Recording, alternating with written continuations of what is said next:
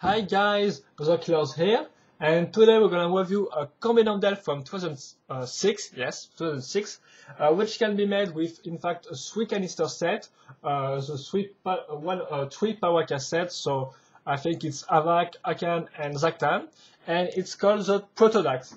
And in fact, in the storyline, it's an enlarged Protodax, and Protodax are little creatures which, for example, form the Zaktan's body.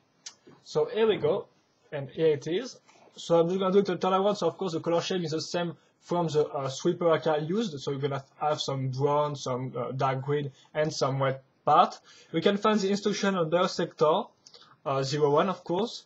And yeah, no, I think the one used on the sector are quite good. In fact, there is no better resolution available on bookshelf, but you can still search for you if you are not satisfied with the biosector instruction, which of course are from the Lego Club magazine.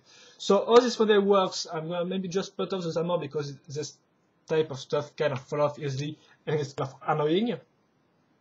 So maybe yes, I think I'm going to talk about the leg first, then the body section, and finally the head section.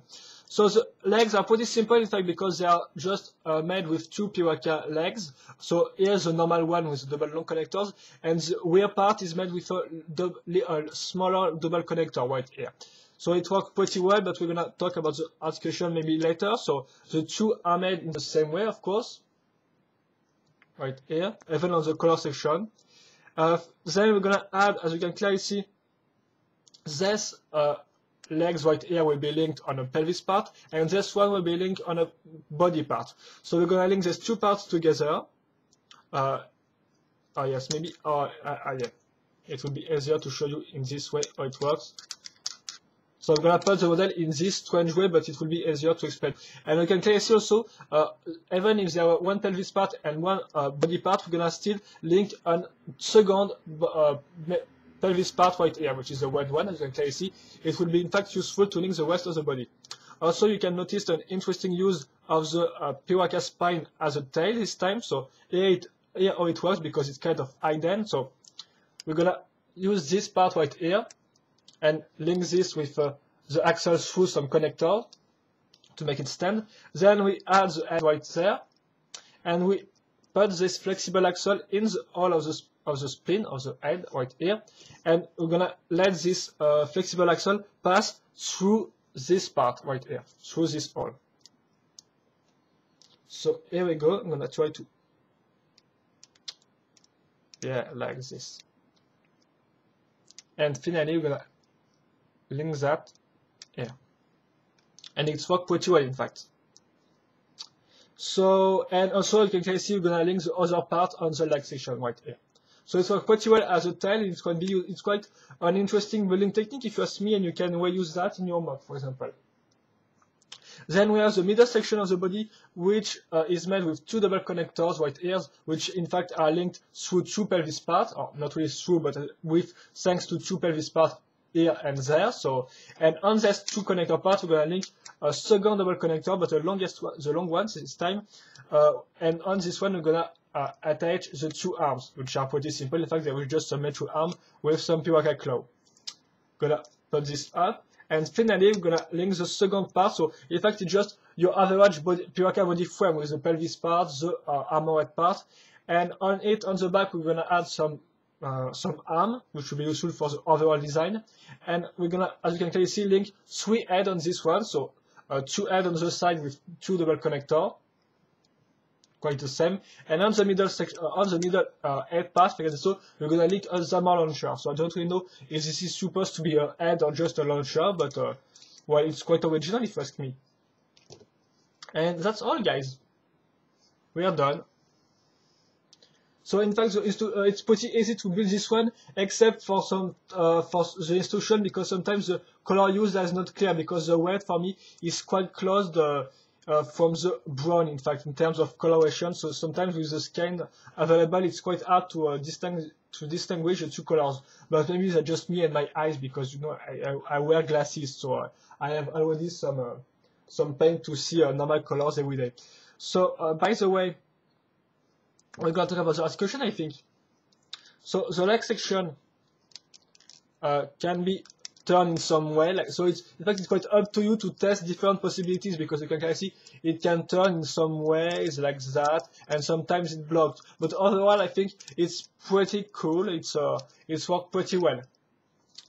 Then of course we have some articulation on the body part right here, but I'm not really, I don't really know if it's supposed to move or not, so I will just let it like that because it seems quite okay in this position.